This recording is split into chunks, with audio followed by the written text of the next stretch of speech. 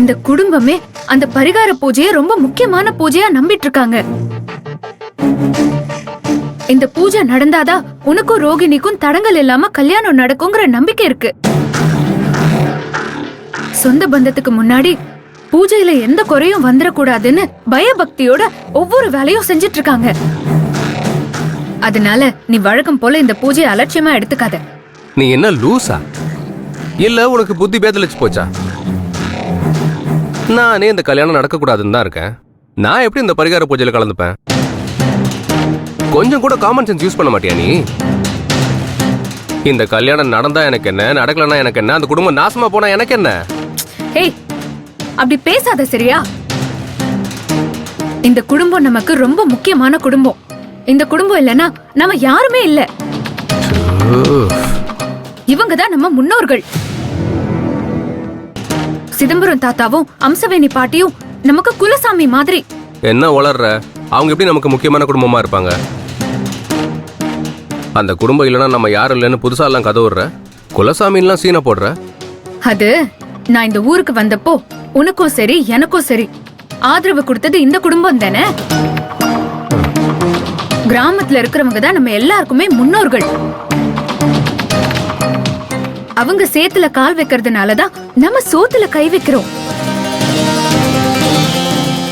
நமக்கு சோறு போடுற கடவுள் அவங்க தானே. அதத்தான் சொன்ன.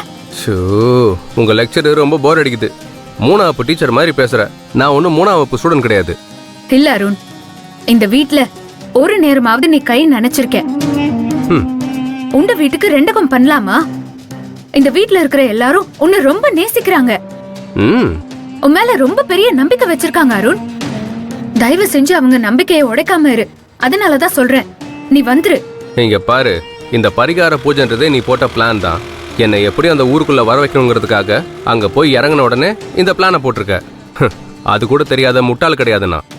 அருண், மறுபடியும் சொல்றேன், காட் ப்ராமிஸா இது என்னோட பிளான் கிடையாது. உன்னை இங்க வர வைக்கணும் நான் நினைச்சேன், அது உண்மைதான். ஆனா பாட்டி தான் உண்மையிலேயே பூசாரி கிட்ட குறி கேட்டாங்க. பூசாரி தான் கல்யாணத்துக்கு தடங்கல் இருக்கு, பரிகாரம் பண்ணணும்னு சொன்னாரு. இதுக்கும் எனக்கும் எந்த சம்பந்தமும் இல்ல அருண். சரி, அது எது வேணா இருந்துட்டு போட்டோம். நான் அங்க வர மாட்டேன். எனக்கு அந்த குடும்பத்துக்கும் எந்த சம்பந்தமும் இல்ல. அன்னைக்கு கதிர் கேட்டப்போ நீ வரேன்னு சொன்னியா அருண்? அவன் ஒரு முரடன், வர முடியாதுன்னு சொன்னா முஷ்டியை உயர்த்திட்டு வந்து நிப்பான். அதனால அப்படி ஒரு பொய்ய சொன்னேன். அன்னைக்கு ரோகிணி கிட்ட கூட நிச்சயமா வருவேன்னு வாக்கு கொடுத்தியே. ரோகிணி வெள்ளந்தியான பொண்ணு. அவ எவ்வளவு சந்தோஷப்பட்டா தெரியுமா? அவளை அப்போதைக்கு ஏமாத்துறதுக்காக சொன்னேன். இதெல்லாம் ஒரு பெரிய விஷயமா? ஏய், இதெல்லாம் பாவமா இல்லையா? ஒரு பொண்ணோட மனசை உடைச்சு நொறுக்குற விஷயம் இல்லையா? இங்க பாரு நர்மதா, உனக்கு அந்த வீடு நீ வாழ போற வீடு. நீ வாழ போற வீட்டுக்கு கலங்க வந்துடக்கூடாதுன்னு நினைக்கிற. அதனால உருகுற மறுகிற. ஏதேதோ நீதி நியாயம் எல்லாம் பேசிட்டு இருக்க. எனக்கு அதெல்லாம் ஒரு மண்ணாங்கட்டியும் கிடையாது. எனக்கு அந்த குடும்பத்தோட ஒரு சென்டிமெண்ட்டும் கிடையாது. நான் அங்க வரப்போறதில்ல வரப்போறதில்ல வரப்போறதில்ல. ஹே அருண், உன்னை கடைசியா ஒரே ஒரு தடவை கேக்குறேன், நீ வரப்போறியா இல்லையா? ஏய் பைத்தியமா நீ? இங்க எனக்கும் வருஷாக்கும் நிச்சயதார்த்தம். இதை விட்டுட்டு யாராவது அங்க வருவாங்களா? 500 கோடி ரூபாடி. அதை விட்டு நான் வரதுக்கு என்ன முட்டாளா? நான் வரமாட்டேன் வரமாட்டேன் வரமாட்டேன். டேய், இப்ப சொல்ற நல்லா கேட்டுக்கோ. நீ இங்க வருவ, எல்லா பரிகார பூஜையிலயும் கலந்துப்ப. நான் உன்னை வர வைப்பேன். பார்க்கலாமா? பார்க்கலாம்டா. சரி பாரு.